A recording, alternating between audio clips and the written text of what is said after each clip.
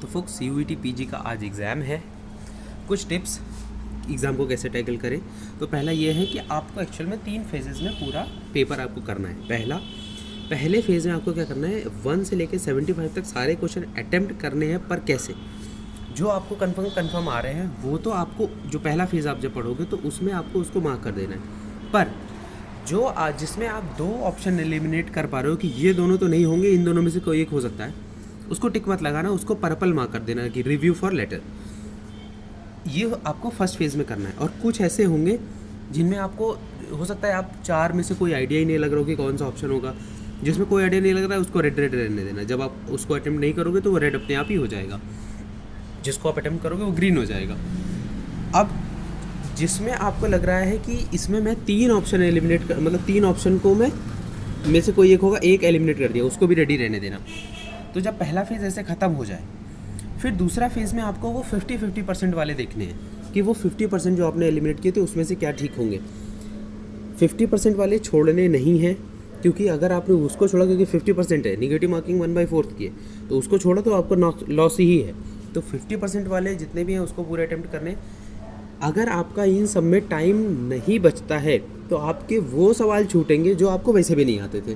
तो first phase में जो सही है उसको करना है। उसी के साथ साथ आपको 50% वाले भी दूसरे फेज़ में पूरे करने हैं।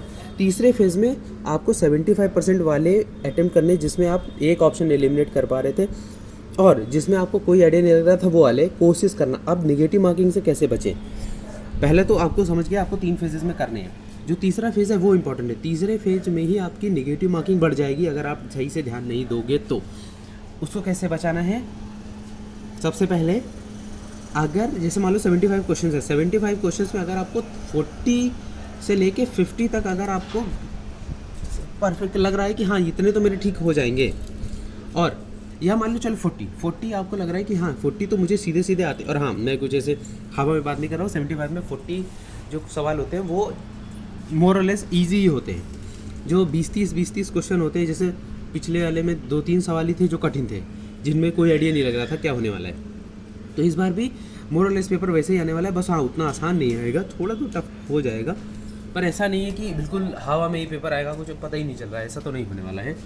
अब अगर मान लो 40 क्वेश्चंस हैं जिसमें आपको लग रहा है कि हाँ ये तो मेरे पूरे ठीक ठीक ही हैं, क्योंकि मैं ग्रीन ही है सब, मैं मोर और लेस एलिमिनेट कर ले जा रहा हूँ सभी, यही वाला सही होगा, ये वाला सही होगा।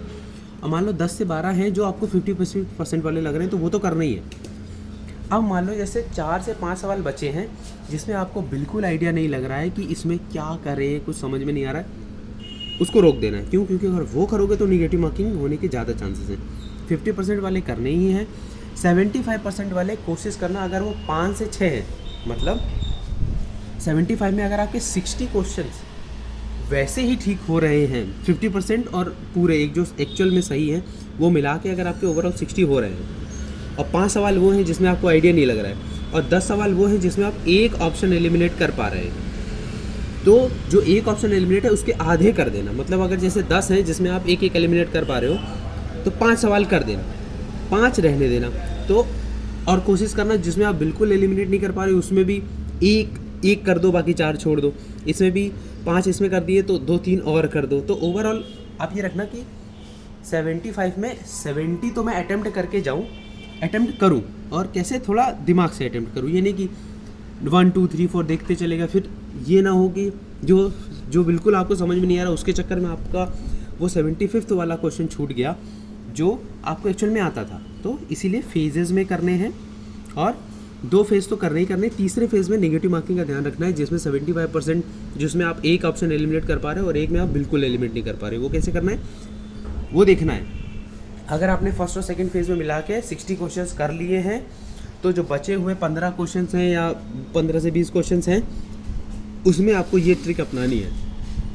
एक ऑप्शन एलिमिनेट करने वाले में सारा करना है, और जिसमें आप एलिमिनेट नहीं कर पा रहे हो, जैसे मान लो बिल्कुल ही आइडिया नहीं लग रहा है, उसको कोशिश करना अगर वो 3-4 सवाल है तो उनको छोड़ दो, क्योंकि बिल्कुल नहीं कर पा रहे हो वो निगेटिव मार्किंग को अटैक करेंगे।